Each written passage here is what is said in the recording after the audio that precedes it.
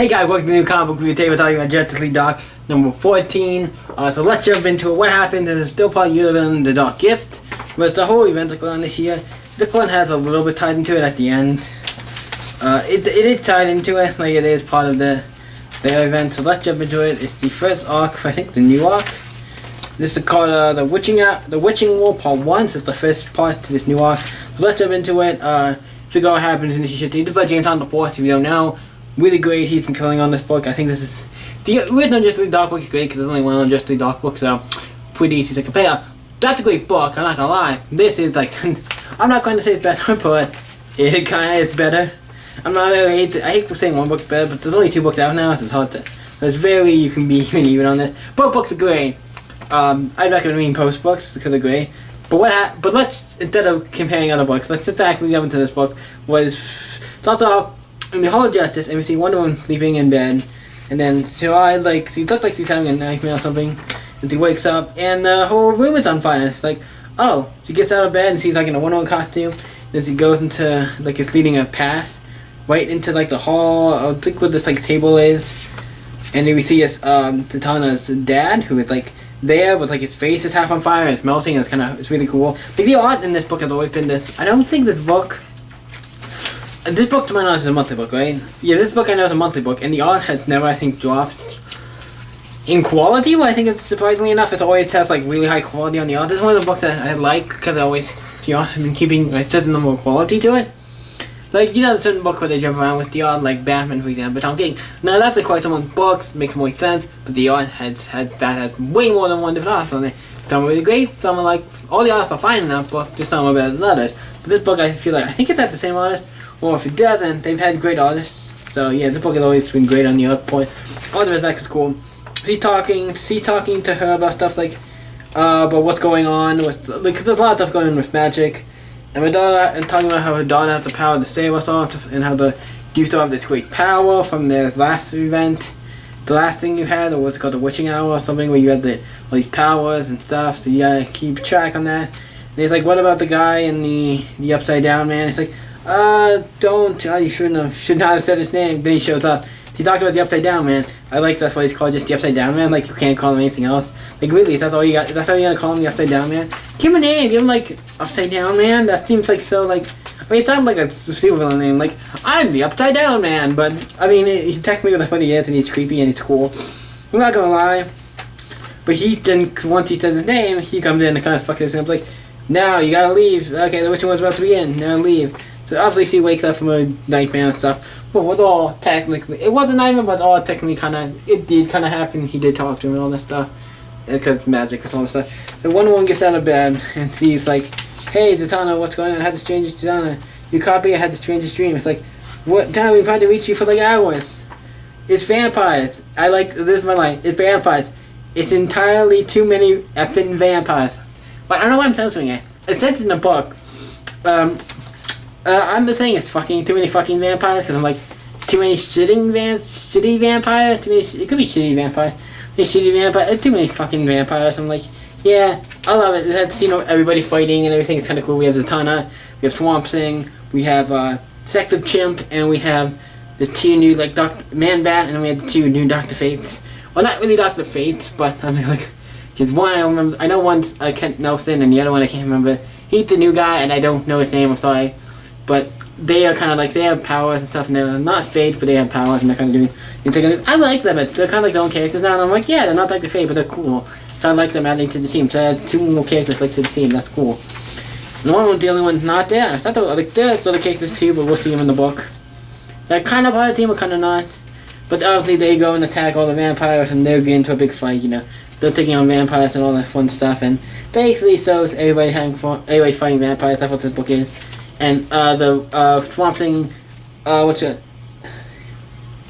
called? Texas Champ is like, hey, Swamp Thing, I need more like spikes, because Spike killed vampires.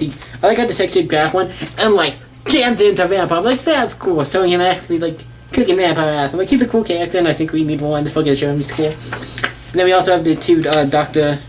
Ken Nelson and the new guy do a thing and that destroys all the vampires there.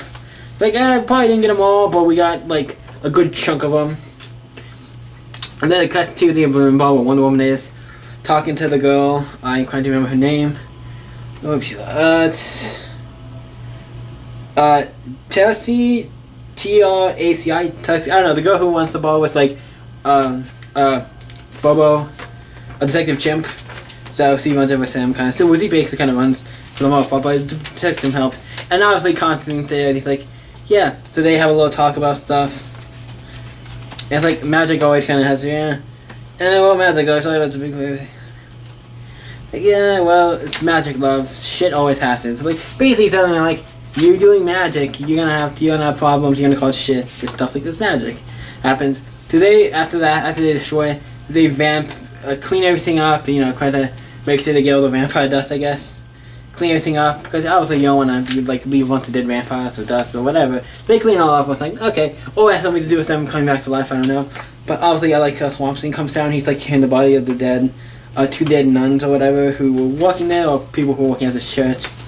Then we see Detective Chimp, he grabs a cat, grabs by the tail, and then it's like attacked him, and then Zatanna's like, yeah, grab his tail, yeah, you should have gotten a hit in the face. And I'm like, a cat. I'm like, cat. That seems kind of weird, just a cat. Then I was like, wait a minute, I'm trying to think of cat. It seems weird just a cat would be here and there was something, maybe, but then like we turn the face, I'm like, oh, it's Tinkle, and he's, oh, Witch Boy's cat, Colin the Witch Boy. I'm like, oh, it's his cat, Tinkle. I'm like, oh yeah, no, that cat should have died. That cat's like, Jesus, this cat's one. What could DC in having weird cats as kind of like villain? Could we have Dexter and the, Dexter, I think that's what his name is, the, you know, Redland cat, and then we have this one. I'm like, what with evil cats in the DC universe? I'm just saying. But it's cool to get the Witch Boy. He is a little different from last time I saw him. He looks a little different, not bad. Not my favorite. My favorite design always with that character was when he was in the book I like to call it, The Demon. I loved his look in that, and also his look in with the Justice League Action. That was pretty good. I like some of his looks. This one's like, it's weird how this character feels like they always change his look, or at least do some little variant on it. I'm like, okay, not bad. He still seems like he acts like himself. Obviously, Man-Bat thinks he hears something, so he goes to him. He's like, what? Is anybody up here? Because obviously he has enhanced hearing and stuff. He's Man-Bat, so I'm like, okay, that makes sense. Him going up there, being able to heal.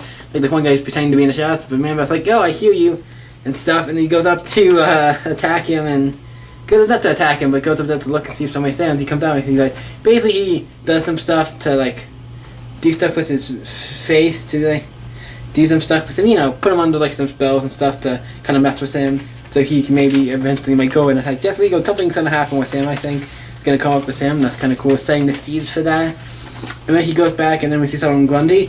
But when did Solomon Grundy be turned into like a real like zombie? I mean, he was kind of like an undead thing, but now he's like, oh, he's bleeding and all this stuff. So it's kind of cool, but it's like, I've never seen him like that, or maybe he has been in some of the newer stuff. I don't know, but still cool. And then we see Blood of Voodoo's, not Blood of Voodoo, what's his name? Papa Midnight. I was saying, getting character, that's Marvel. We get Papa Midnight through the content, and I'm like, okay, that's cool. Seems that we have him, Solomon Grundy. We have Tinkle and the Witch Boy. We also have the Platonic Man, who is now, he was somebody else, but he got confused, now he's a bad guy, so he was from the Justice League annual. So most of these characters, actually Platonic Man's the only one, other than the main villain who's controlling them all. Cersei here, it's the only one, or the other two have been actually, been Justice League Dark, all the other ones are new characters, but they fit with the Justice League Dark. No, they make sense for like an evil Justice League Dark. I'm like, yeah, that makes sense. And the book ends with Cersei coming, like, gathering all together. I'm like, yeah, but here, the heroes call him Eclipso. So the next we see, the team's not done yet, they're gonna get Eclipso, who you don't know, is a pretty powerful guy, and like almost all the superheroes in DC back in the 90s had to fight him, so yeah, he's a pretty powerful character, and so that makes it's cool. And he does, I think, fit in the magic characters. I don't know if he 100% does, but he's still cool, and I think that's cool that he's gonna come in this book as well. I'm like, cool, there's a team of villains, and I know everybody on the team, even though, other than Cersei, I don't know as much about, because he's more from Wonder Woman, and the Photogram's a little different than the one I remember, but still, like, I know, I like the team. I like when you get fighting characters. Like, I know all these characters are great magical related characters. But I'm excited. The book ends with next Cersei's Revenge, so next thing to continue that. I actually really enjoyed this book, even though I enjoyed it. The Dark's always fun. Even though certain issues maybe not a lot happen. Like this issue, not a super ton happens, but it was still like one of the books that's always enjoyable, even when it's like a little downtime or not a super big thing happen.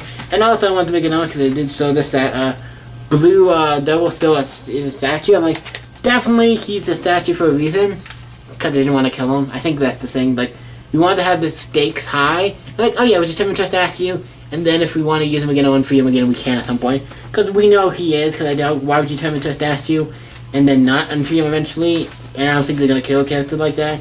He seems too big of a character just to kill off. But to keep him, like, out of the table for a while, that's kind of cool. I just want to mention that because that's a cool, another cool thing in this book. I'm like, yeah, I hope by the end of James Tynion run, that's like one made near the end of his year run on Justice League Dark, you free Blue Devil, because he did that thing for a reason. I know you're not free unless you're going to get free at some point. It's magic. I mean, how is somebody crafted in stone?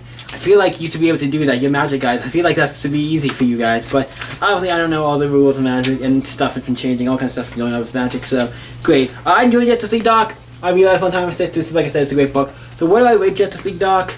I'm gonna give Justice League Dark. We'll give it a 9. I'm not gonna give it a 10. Sometimes I do because it's really great. But this one, since it wasn't too, I mean, it was a good book and I enjoyed it a lot. And when it comes to like big, it's basically the start to a big event. Or this next big arc was called the Wishing War. I'm like, yeah, this is gonna be a big event. Find like this evil Justice League and stuff. It's gonna be great. I'm excited to read it, but this was kind of like a start up to that. Did have a bunch of cool stuff in it. It was still good. I think it was really good. It's not a point. So what did you guys think of Justice League Dark issue 14? Let me know in the comments down below and let's talk about it. You guys can always stay up and I'll see you next video, guys.